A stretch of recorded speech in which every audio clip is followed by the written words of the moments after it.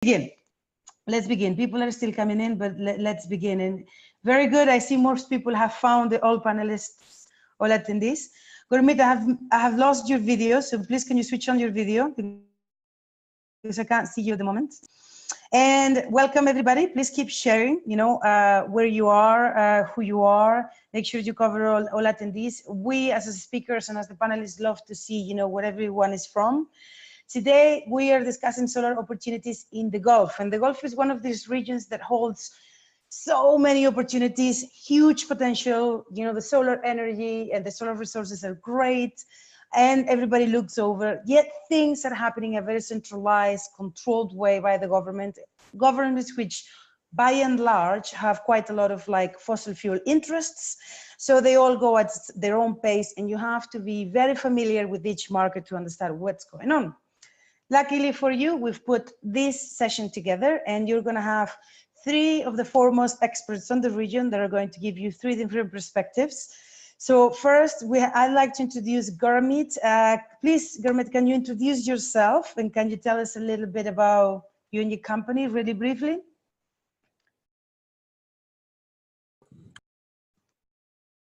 Muting myself. Yeah. Thank you very much, Belin. Firstly, it's a real pleasure to be here. So I'm based in Dubai, and I'm from Pinson Masons. We're a global legal service provider, and I'm a partner in the Dubai office. I'm also a board member of Messia, so I sit as their communications and marketing director. Yeah, and today this webinar is actually happening in collaboration with Messia, so thank you very much, Gurmeet. Are you in Dubai today? Yes, I'm in Dubai. Yes, you're in Dubai. Excellent. Okay. So next, I'd like to introduce Sophia. Can you tell us a little bit about yourself, your company, please? Hi, everyone. Thanks for joining. I see we already have around 50 participants online. So my name is Sophia. I work for ENGIE based in Dubai. So I'm covering renewable projects, but also non-renewable projects for the Middle East region. And you are in Dubai today as well, correct? Yeah. I think I'm the only one. I'm in Madrid here. There's people from everywhere here, right? Egypt. And last but not least, I'd like to ask Yusuf to please introduce yourself so that we can know you, although you've already sent it by the chat. Let's do it again. Thank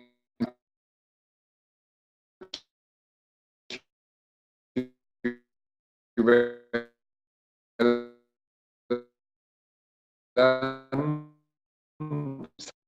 Thank you very much. Yusuf, advisor for the infrastructure project released in Africa. And a little bit of a change. Okay, I got further ado. I'll start preparing. Okay, and we'll process a few seconds. I'll take advantage of the opportunity to ask you. And we have people from Egypt, from Saudi, from the UAE, from India, from Spain, from Germany, France, blah, blah, blah, etc., from Cyprus. I'd like to ask you to also, Gurmeet, just go ahead and prepare your screen. Yeah, here you go. So the way it's going to work is Gurmeet is going to give her presentation, then Sophia is going to give her presentation, then Yusuf, and then we're going to take some questions. We're going to aim for about 50 minutes today. So what we'd like you to do is send the questions early so that we know what they are and we can ask them right away, okay? We are recording the session and we have these materials as well. We will send them all to you in a couple of days, okay? So we're made to go ahead. Let's start with your presentation. And don't forget to share your questions by the Q&A answer at the bottom, not by the chat. Great. Thank you very much, Belin. So I'm conscious of time, so I'll try to make this as snappy as possible. So I've already introduced myself, and my topic today is to talk about solar energy opportunities in the Gulf. And what I'm going to do in the next 12-15 minutes is to give you a brief overview of the solar growth and trends in the region. And this is based largely on the Messia Outlook report, which we produce every year. And this year we launched it at the World Future Energy Summit in January in Abu Dhabi. And then secondly, to go more into a deep dive into the different countries in the Gulf to look at specific opportunities in the region, which will set the scene on some of the discussions that the next speakers will continue with. So to start off with, I think we can all agree that solar energy is arguably the fastest growing resource in the region in terms of powers. So if you look at some of the stats, since 2006, the compound annual growth rate for PV is about 45%. And the chart that I have shown on the slide there just shows you how it's grown exponentially really over the years. In terms of the global PV installed capacity at the moment, that's over 470 gigawatts. In terms of the GCC region, we've seen that also growing year on year. And why has this been the case? So I think one reason is certainly improvements in technology that's led to a decline in solar PV prices. At the moment, if you look at module prices, it sits below 25 cents per watt. Another key reason, certainly in the GCC region, is because governments here have, set quite clearly targets for renewable energy. They've shown great political will in terms of implementing renewable energy projects and diversifying the energy mix. So as you may know, UAE, KSA, Qatar, Bahrain, Kuwait, all of these countries have set very aggressive targets for renewable energy and also to diversify their mix. Obviously, it makes economic sense to move away from dependence on fossil fuel, especially for domestic generation. And also what's encouraging is obviously there's legislative frameworks that are now in place in most of the GCC countries, certainly for the large scale utility projects, but also in terms of small scale distributed generation projects. And finally, and I'm sure Yusuf will talk about this further, is just in terms of liquidity, there is sufficient liquidity in the market for investment in solar. And certainly in some of the emerging markets, DFIs like IFC, BRD, EIB have also contributed, and invested heavily in renewable energy. IFC, for example, have invested nearly $6 billion in capital for 250 renewable energy projects in emerging markets. In terms of trends, what do we expect to see? So I think, it's been clearly shown in terms of the progress of projects in GCC that PV is a reliable technology and it is cost effective. However, of course, it does not provide the benefits of dispatchable power without a storage solution. So I think one thing we're going to start seeing is the emergence of more storage projects in the region. So certainly solar PV coupled with storage tenders will be coming out. We're starting to see that in Lebanon, for example, and certainly Jordan has a storage project as well underway. In terms of why this is the case, certainly the cost of storage technology is also declining. For example, for battery storage, lithium-ion battery costs have declined almost 80% actually between 2010 to 2017, from about $1,000 per kilowatt hour to about $209 per kilowatt hour. And of course, technology will also further improve. So we expect to see a further reduction in costs. And of course, batteries can be used for various reasons, not, some other examples for usage would be load shifting, peak shaving, and frequency control. So we do expect all the grid side management aspects of that to come in as well in the future. I think in terms of other forms of storage, there's of course concentrated solar power projects that we're also starting to see in the region, and the cost for CSP is also reducing. A great example of that is of course the DEWA 950 megawatts projects in Dubai, 700 megawatts of which was concentrated solar power technology using two different technologies. And if you look at the energy mix proposed in other countries such as KSA in Egypt, we would see that CSP will also play a part of that, certainly a sizable part of that. So in terms of the other trends, electric vehicles sales are growing in the region, and we're expecting that to continue. Obviously, one of the challenges is that there isn't really much in terms of supporting regulations in the region. So we expect that that will need to be developed shortly as well. In terms of distributed generation, that's another area that's developing. And in most of the GCC countries now, there is some form of regulation to support distributed generation, although this can be improved and it's still lacking in some market. The segment is promising, in particular in the commercial and industrial space, but one of the key challenges is, of course, the tariff in the region is still very low. I'll now move on to a bit more on a country by country sort of outlook, and starting with the UAE. So as already mentioned, UAE obviously have got very aggressive targets as shown in the slide. I've also shown you a little bit about the energy mix proposed in the UAE. And you can see that clean energy obviously forms a large chunk of that. In terms of the procurement models that's happened in the GCC so far, there's obviously large-scale utility projects done on an IPP basis. And in some countries, such as Jordan and Egypt, initially, there was a feed-in tariff program in order to encourage investment in solar. They've now moved away from that, and the current trend is really to have competitive auctions.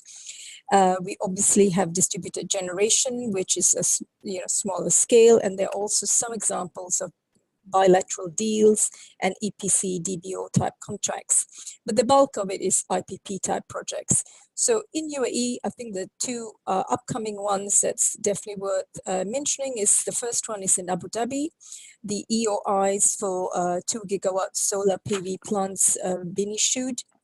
And that's by the Emirates Water and Electricity Company, EWAC. And this would be located in the Al Dhafra region, which is about 50 kilometers away from the city of Abu Dhabi.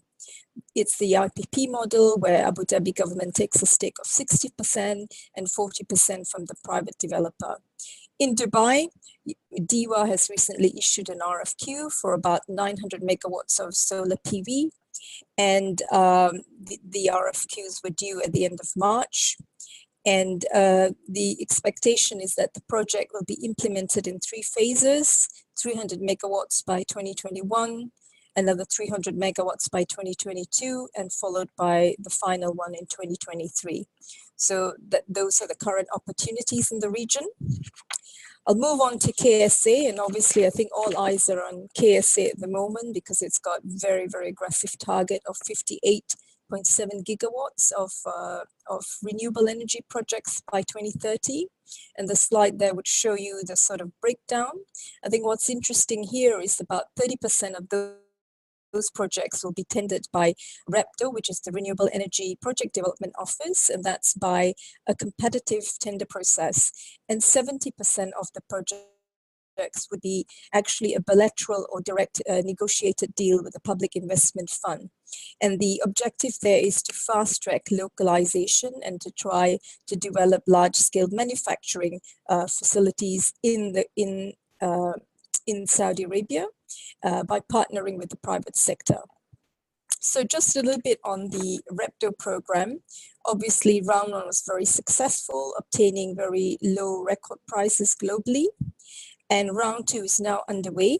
So I've set out in my slide there, there's actually 7 projects which have been covered by the current RFQ that's been issued. The RFQ was issued at the end of February. And there are 5 more projects that haven't been issued under the RFQ, but the intention is to do so again this year. So there will be a total of 12 projects. So you can see it's a variety of sizes. There are some smaller projects, and the idea is to encourage competition. And so you get different players as well in the marketplace in Saudi Arabia. And what's also interesting is that for some of those projects, it's expressly stated that corporate financing is permitted. So it's for the smaller projects that I've listed there. So the first 3 projects, and the rest of it will be project financed.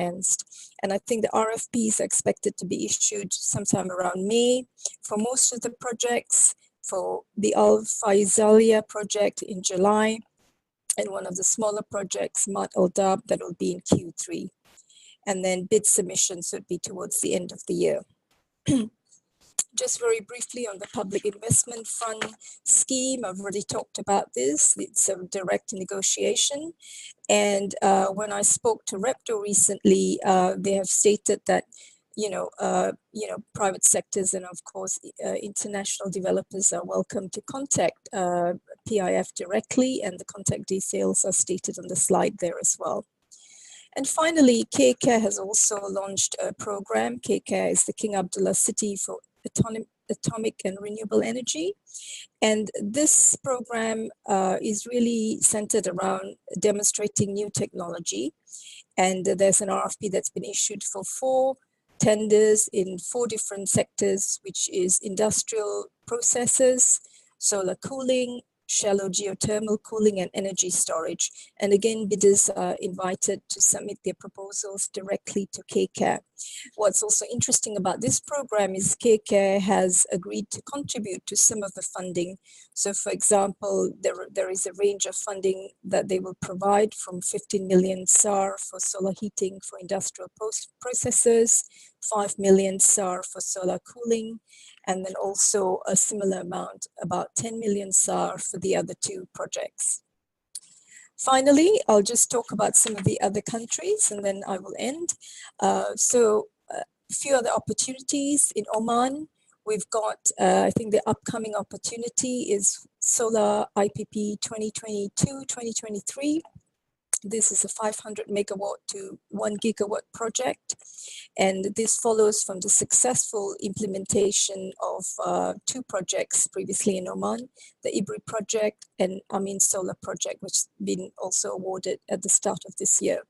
So the advisory tenders have just been awarded, and we expect to see RFPs for Solar 2022 probably in the next quarter. In Qatar, there's a tender underway for the 900 megawatt solar IPP, and that was issued at the end of January. And the expectation here is also this will be delivered in 2 phases, the first phase being 350 megawatts. We have opportunities obviously also in the other countries stated. Recently awarded a project in Bahrain, again achieving a very low LCOE. Kuwait, there is a project which is underway, which is the Al Dibida Solar Project, and that is not on an IPP basis, but rather it's on a EPC OM basis. And Lebanon, I just wanted to briefly touch on Lebanon because it's quite interesting what they're doing there, where there are 3 solar PV projects and 4 wind projects that's expected to come out for tender in the probably second half of this year. And the government there is also coupling storage with the 3 solar PV projects. So these are some of the interesting markets to watch. I'm just conscious of time, so I'll probably end there and then let you move on to the next speaker. I do have just a 1 slide on net metering schemes, but I think I'd leave it at that. And if you'd like to ask me any further questions on distributed generation, I'm happy to take questions later on. Thank you very much. So you have Gurmit's phone number and email if you have any questions, especially about that net metering side of things. I would actually guess that most people are interested in the utility scale side of stuff. But yes, there is definitely also a large market in terms of home services and whatnot, but maybe we can discuss that, or if you have any questions, bring them up. Gurmit, if you could stop sharing your screen, please, that would be greatly appreciated. You do have some questions that are specific for yourself that you can maybe answer in writing, as well as other speakers are going through it. So Sophia, if you could prepare your screen, please, and prepare your presentation. So we'll go next on to you. And just a reminder, thank you very much for everyone to introduce yourselves. Continue to send your questions through the Q&A box, and we're going to get to as many as we can once the speeches are over, and we will also just answer some of them by writing. Thank you very much, Sophia. Off you go. Okay. Unmute myself. Yeah. So thanks. For my part, I would like to go into perhaps more details and some specifics of these projects in the Middle East. As Gurmeet mentioned, maybe I should also give some updates on the dates. So for the Dubai PV project and the Abu Dhabi DAFRA project. Both of them, the pre-qualification has already been submitted, so we're expecting the RFPs in the coming one to 1.5 months. For the Repto projects, so the pre-qualification will be submitted in 2 days' time, so after tomorrow. Maybe one more detail to be added on the Repto project is that they did split the projects into 2 categories. So smaller projects will be called as category A and bigger projects will be category B. The purpose of this new procurement strategy is to allow more chances for all players. So for the smaller projects, it will be mainly with the local Saudi players. For the category B, larger projects, they want to encourage the international developers. And it's actually quite interesting because you can bid 3 or 4 projects at the same time with the chance to win up to 2 or 3 at the same time as well. So you have some synergies there in terms of development. Now moving into my slide, there is some specifics to these projects here in the region because especially recently I hear people telling us the tariffs are so aggressive in the region. Are you making any margins on these projects? I would just like perhaps to change the perception, because if we were not making any margins on these projects, we would not be here today talking about these opportunities. So there is always ways to optimize. We did see the words record tariffs in this region, perhaps because first we have the right environment. So governments are launching large-scale projects which allow for a whole value chain in the region. But yeah, overall, perhaps maybe I should follow my slide here. When it comes to solar PV, specifically, the main trends over the past 6 months were that we see increasing demand. And then we also see some changes in terms of supply, mainly driven by the Chinese market. So it was kind of a gloomy time for the Chinese suppliers in the past 6 months because some of the factories could not really break even. So they had negative margins. This kind of changed the pricing towards the end of last year. But we do see a slight price decline still forecasted for the coming year. We are expecting a couple of new factories in China, mainly for bifacials and mono. And these factories tend to be more efficient and sophisticated, which will drive the prices further down. Now, another factor for the competitive tariffs here is the technology evolution. So you might have seen in the recent bids that some of these projects have been bid on the basis of bifacial models, sometimes even using string inverters, and other times monofacial. So now with these technologies becoming competitive price-wise, you have much more flexibility to optimize for each site. Sometimes you would go for a slightly more expensive panel if it makes sense on the BOP side. So it's really a matter of finding the sweet spot. Here we have lots of contractors in the region who are very competent. So you also have the flexibility in choosing contractors for BOP, which also helps tariff-wise. Now, another important point, which Gurmeet also mentioned earlier, is the energy storage. So we do see declining costs mainly for the lithium-ion technology. And this also helps in driving more large-scale solar tenders, because with all this renewable capacity coming into the grid, you need some sort of storage to do some firming, but also for renewable integration. So you have longer hours and you have kind of a base load. We do see off-takers in the region already assessing energy storage. As was mentioned previously, Jordan already tendered the battery, but that is perhaps for different reasons, because in the case of the energy storage in Jordan, the battery will be doing all kinds of ancillary services and grid support. But if I take an example of Saudi Arabia and UAE, I think we will see more storage mainly for renewable integration. just because we have larger renewable capacity coming online. Now,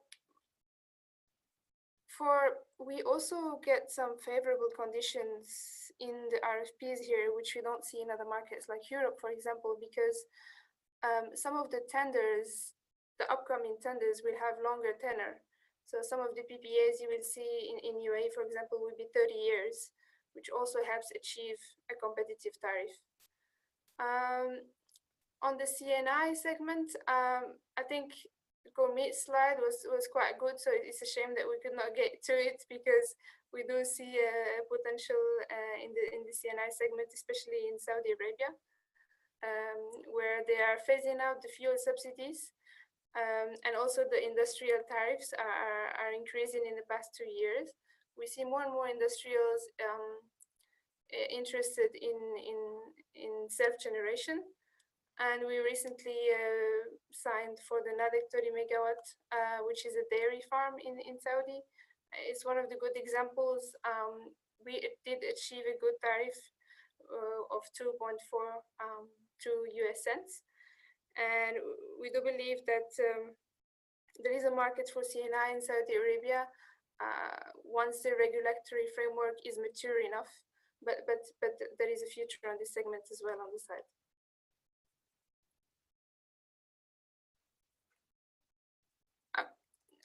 I'm happy to take any questions, either in writing or maybe perhaps you can do it later on after Yusuf's part. We're doing very good time, so perfect. Okay, Sophia, if I can ask you to stop sharing the screen. Thank you very much. Okay. I've been also answering some of the questions myself. I can ask you guys, you're sending some of the questions, but some of the questions are very wide. Like I need you to get a little bit specific, because otherwise if you just ask me about trends in rooftop and in ground, that is like, you know, we could spend essentially like 1 week, you know, and we still wouldn't be able to answer it. So just ask questions that are a little bit specific so that we can actually get some answers for you. Right, Yusuf, it's your turn now. So you don't have a presentation, so go ahead, just tell us. No, that's right. I was quite keen. Can you hear me okay? Yes, we can hear you. Can you hear me? Great. Yes. I just wanted to comment, instead of repeating a lot of what was said, which tends to be the content of slides usually, because the data points are quite well understood and well known. I'll highlight 3 things. Firstly, in the GCC, the reason why the size of the opportunity is huge is because we are at the very beginning of the solar industry. In actual fact, the pace of implementation has been very slow. Dubai, probably a bit of a precursor, started doing several projects slightly ahead of time, but we have 1 utility scale in Abu Dhabi that's been implemented, and a second one will be tendered soon. There is the first one being tendered in Qatar. There's only been 1 that has been tendered and started implementation in Saudi, only 300 megawatts. And the fundamentals of the solar power generation are massively attractive in the region. We all know in the peak shaving qualities and fuel saving and so on and so forth. So we can anticipate that speed up implementation, although it is subject to some bureaucratic processes, etc., will accelerate, and the size of the pie is huge. And that's the reason why we will continue on the utility scale to attract all of the big players, bidding ever increasing, ever more competitive tariffs against each other. And I think initiatives from authorities to diversify winners and make sure that competitive tension is sustainable, to make sure that it healthily absorbs the size of the pie in the coming years, will be essential. So point number 1, size of the opportunity is massive. We will continue seeing very attractive tariffs and continued search for edge. So point number 2 then, what could be those edges in the upcoming tenders? Do we see prices continuing to go down significantly? We would say that we do see them going down significantly. Some of the parameters, I think, will probably broadly be steady. I think the debt costs, the base rates have gone down a little bit. They could come back up in dollar terms. There could be a degree of tapering, but all in all, We do see that the current paradigm is long-term, stable, low rates, and banks' margins probably are where they will go. We don't anticipate a massive change in that. But where we do see potential scope for change is on bifacial. I think the bifacial for the region makes eminent sense. It's already been highlighted. I mean, the increase in irradiation that could be picked up by bifacial is in excess of 10%. And there's publicly available information from NREL, for example, that suggests that 10% uplift on irradiation could lead to an LCOE decrease of around about 0.4 dollar cents. So we do anticipate that in the coming tenders, and I don't know which ones, but between Qatar and Abu Dhabi and Saudi, there will most likely be new world records. Then, of course, it's already also been mentioned, but panel prices have a degree of downward way to go, probably about 10% this year. And then the future is a bit uncertain and dependent on Chinese policy on PV. We will continue seeing innovation and more new names on the EPC front, and the next frontier for competitiveness is still to come. So we will see, in my view, likely sub 2 cents tariffs in this coming year. And then the third point I wanted to highlight is, given that we are starting this utility scale PV, let's call it initial giant steps, we do not yet know the return of experience and provenness of mobility of capital. And I think for the size of the market to be absorbable by the universe of capital providers, it will be essential that the authorities do more work, in my humble view, perhaps with the exception of Abu Dhabi that's already doing it, to promote mobility of capital. That means more work on refinancings, more work on allowing equity to exit and new equity to come in. And of course, we are at the very beginning of the life cycle of those projects to be able to take a view on that. Those assets were bid with very, very low IRRs, and the incoming equity will need to be seeking something even lower in theory, but I don't think that's going to happen. So I think I would recommend, if I were to say one thing, that is an area where there should be greater attention in addition to speed of implementation of utility scale. I will leave it there. I mean, we can talk about solar and GCC for a very long time, but I think I wanted to leave the audience with these three key messages. Thank you very much, Yusuf. So size matters.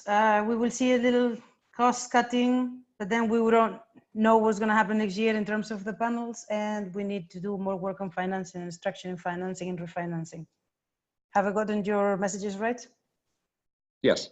Yeah, excellent. Okay, so let's start by something. A lot of the people here are worried about, let me see if I can pull up the screen.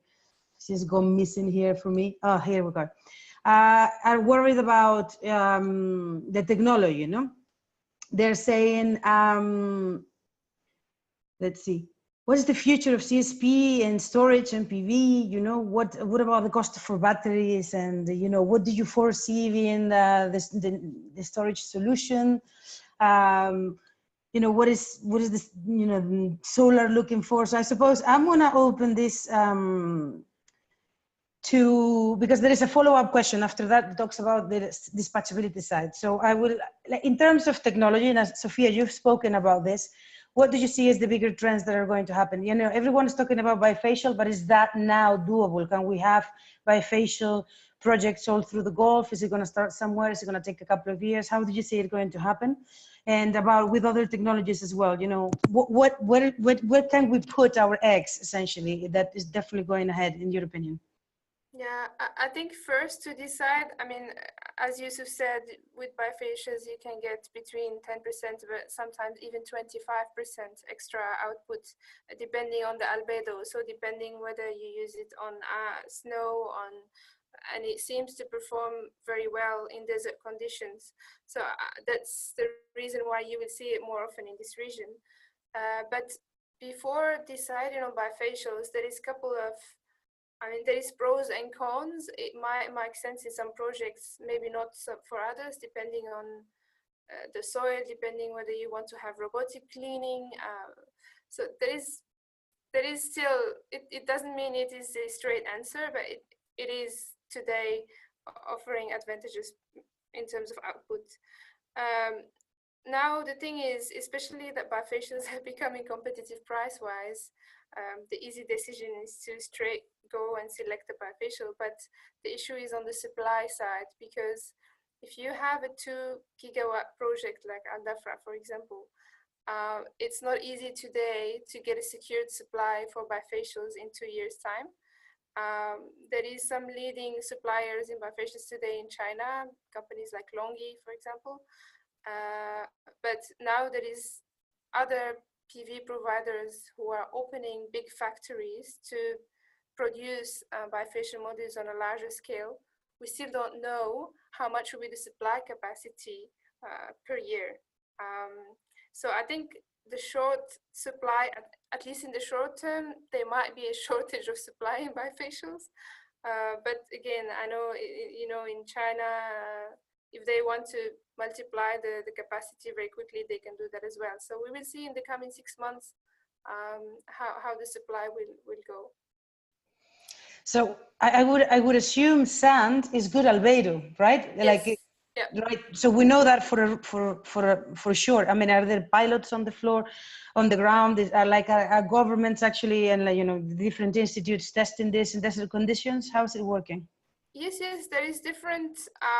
Actually, it has been tested many times already, not only by NREL, etc., but also, I mean, for the company I work with, which is ENGIE, we also tested it in Chile as part of our R&D programs. We've been testing it for the past 1 year or so, and yeah, it is proven to have a high yield in sand conditions. I think up to 15%, depending again on the sand type, etc.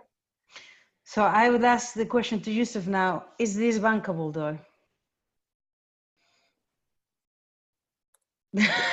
Yeah, well, luckily I'm not a bank, so no, it has been banked. It has been banked Okay. in recent. Well, it has been banked. It has been, yes. There are a few recent tenders and recent implemented projects in Egypt and in Oman that are reported to be used bifacial panels. So I think some of the more aggressive developers will make sure that it is bankable. Some of them have the balance sheet to marginally support those as well, where needed, although the anticipation is that it shouldn't be needed and it should be banked and bankable.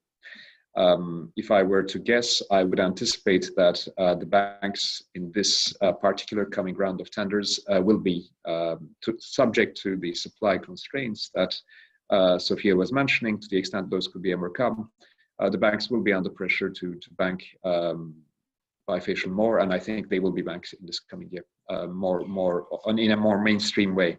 Yeah. This is good news, I suppose, for the world, because to a very large extent, the Middle East has been sort of like the leader in terms of reducing the prices, of projects because of the mega size prices and generally, the pressure. And, now the fact that they're looking at technology as a way to keep reducing those prices just will make it more possible, I think, for other markets. I don't know if you 100% agree with me, but at least when you start seeing those numbers come down, you move in that direction as well in other markets, I suppose. Okay, so Gurmeet, there is a couple of questions here for you. It says, you told someone that Repdo is expecting 2.7 gigawatts of CSP in the 2020 tender. Is that correct? 2.7 gigawatts? Sorry.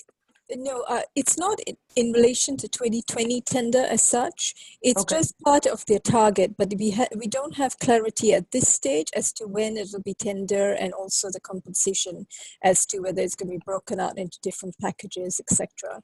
So the only information we have at the moment is that it's definitely there in terms of the mix, and they're looking at it, but there is no sort of information yet as to when the CSP will come onto, a tender and how it'll be shaped.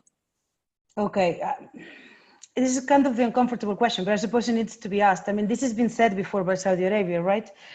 Is there any indication that this time is definitely going to happen? You know, particularly the CSP fault. You know, I'm a CSP fault. We've been looking at this market for so long, you know, and hoping, but just it was stall. So, I mean, do we see indications that this time is going to happen?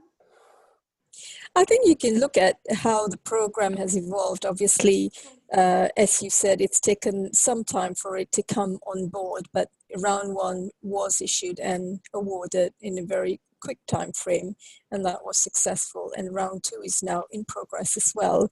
So I think all indications are, you know, they are, you know, there is the political will to make the program happen. And so far, you know, the announcement is that this is the energy mix that they're looking for, and a CSP is certainly one of it. So I think, yeah, I think it's positive. We just have to wait to find out a bit more details as to when it'll come out to market. And I think what also helps is certainly the pricing for CSP has been declining. So certainly the DEWA project that, you know, having achieved financial close recently is certainly a very clear indication to the market in this region that it's doable. And, you know, it's certainly a very good alternative to fossil fuel generation. And this was another question that we saw there, actually. I need to look through to see exactly what it is, but it was asking, like, can we take this much undispatchable power? You know, as, you know, we saw all of the stats that, you know, that you put on the screen. Can we take that? Is it doable? So I don't know, is there a maximum amount that we can take in the systems as they are before we start to, like, look at dispatchability very seriously? I think it's a question on, you know, the capacity of the grid, isn't it? So, like, certainly, you know, that was one of the constraints in Jordan when they were looking to issue round three. There were some concerns about the capacity of the grid, and there had to be programs to kind of upgrade the grid in order to be able to take the extra sort of, I guess, renewable energy being deployed. So each country will need to do that analysis in order to work out what sort of capacity and what kind of upgrades are required to the grid. Maybe to add on that, in terms of Saudi Arabia, the current grid can absorb up to 13.5 gigawatt. All right. Oh, that is just like of PV or wind. Yeah. Before you need any dispatchable. Okay. Well, yeah. There is a while to go then. Although it's not too much. It's not too much, but as I was saying, the countries are only starting now, and these are countries where there's an electricity system that's fairly mature, where there's abundant flexible gas-powered supply as well. So it's not as though you're bringing in a scaling solar of 50 megawatts to a 200 megawatt grid. These are systems in tens of gigawatts, and you've only done a few hundred megawatts solar, or in the case of Abu Dhabi or Dubai, a bit more. So it's true. Like when you look at the picture, like looking at Spain, there is a market I'm quite familiar with. We have like 43,000 megawatts of wind in the grid, you know, plus on top of that, all of the solar that is upcoming, about 30,000 in the next 10 years in PV. Really, these markets at the end of the day are markets that are really starting, and maybe they have a couple gig, you know, in the best place, maybe a little bit more, but they're far off from that. Like, follow-up question here from Manuel Quero. Hi, Manuel, by the way. It says, dear Yusuf, thanks for the talk. There are many concerns about the dispatchability in the duck curve in these Gulf markets. Are there today any good bankable opportunities for dispatchable renewable projects across the Middle East? So are we caring enough about the dispatchability side? I mean, it's a bit technical for me to be able to completely credibly answer. Maybe I will attempt, and Sophia or someone can complement me. Look, as I was mentioning, dispatchability is not necessarily the main driver as you're starting, because you have other means of dealing with baseload and dispatchable power. You have very flexible fleet already in place in a lot of those countries. You can also deal with demand control, and marginally small number of countries like Dubai has done CSP, which is more dispatchable renewables. Could there be hydro? Unlikely in any great scale. There are a few attempts at instances where there is potential.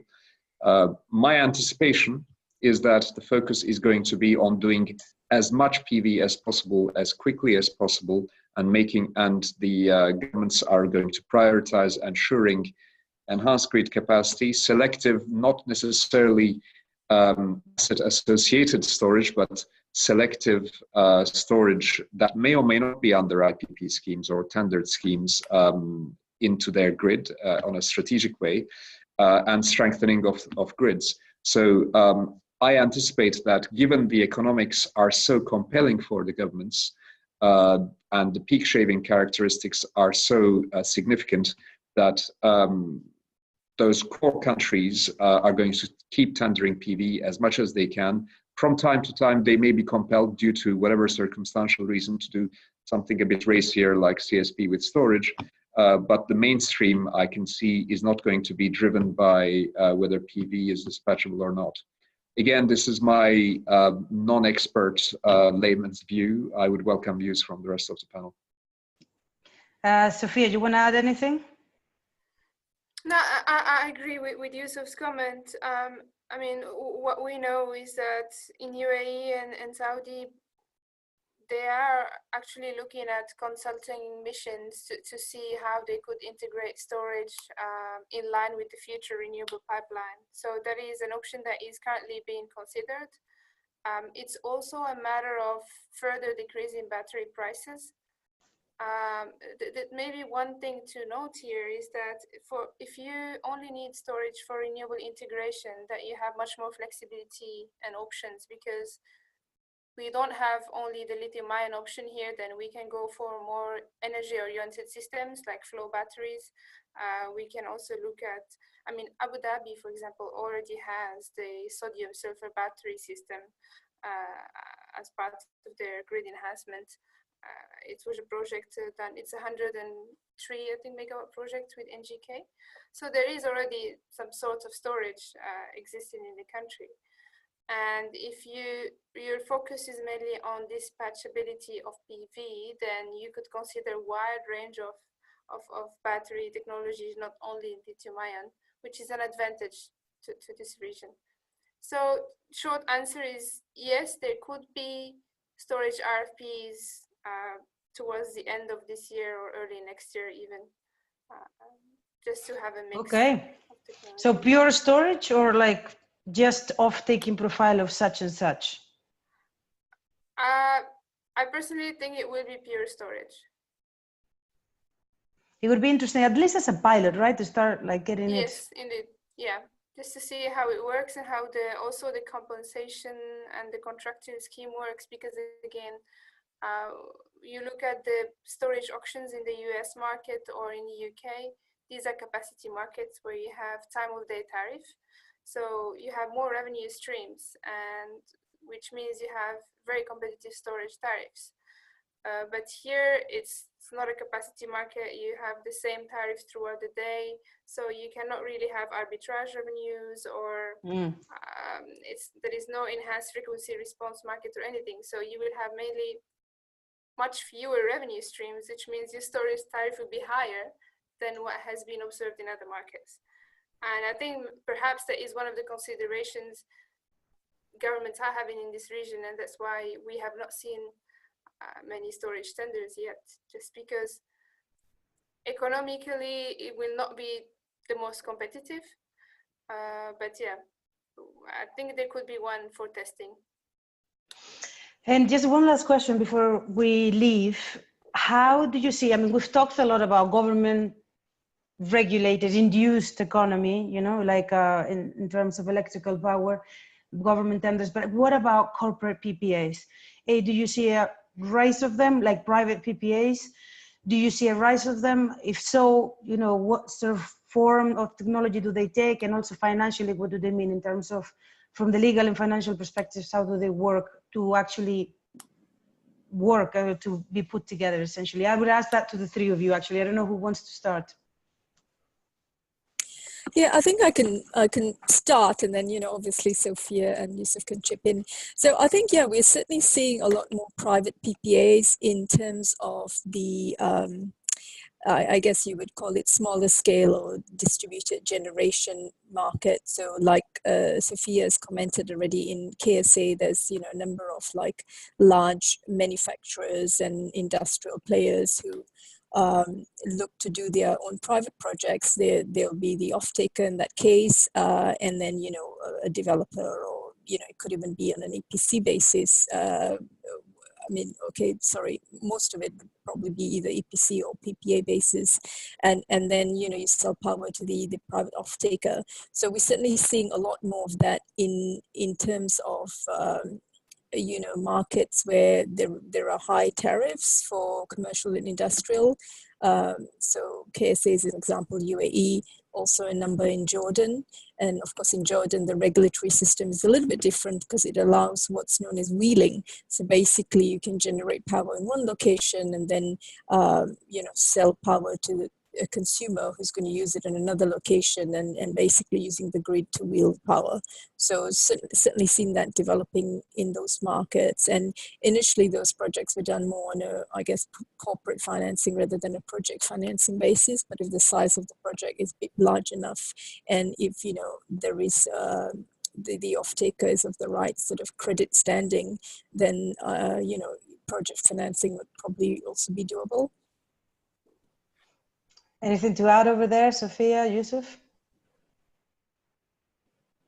I'm happy to comment. No, please go ahead, Sophia. No, I was just saying she covered almost everything, but please go ahead. No, thank you. I mean, we are going to see them more and more. I do agree, but I think it's going to remain somewhat smaller in this part of the world than in deregulated industry, deregulated markets elsewhere in the West, in Europe, in America, etc. There are a few reasons for that. I suspect that the governments in this part of the world see power and water supply as much more strategic and a national security matter almost compared to other countries in different climates. And therefore, they will want to keep, I suspect, for the bulk of the supply in those markets, a much stronger hold on the regulations and the way power generation is therefore deployed. So that's the first point. That doesn't mean that CNI isn't going to take off, but it's going to be more marginal as a result. I do not see, I mean, there's an attempt in Oman. It's a bit mixed to have a bit of a merchant market. Actually, wherever there has been a merchant market, there have been periods of crisis and unintended consequences.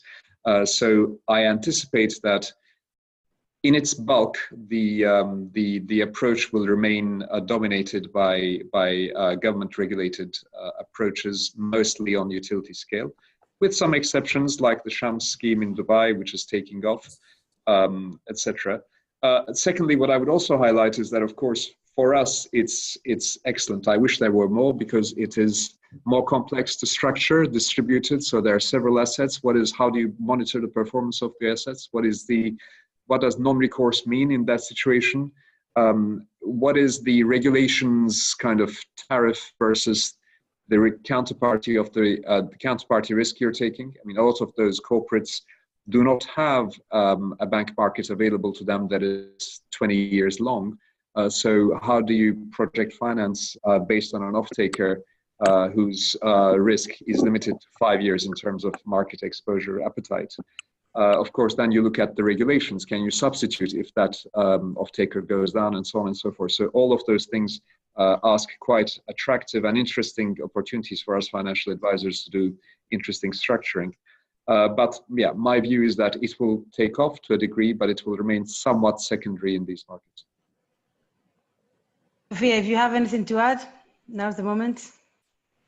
No, that's true, because it will remain quite niche in this market, mainly perhaps for company industrials who are not connected to the grid, very far off grid, and they want to substitute their current diesel gensets with PV plus batteries, or perhaps only PV.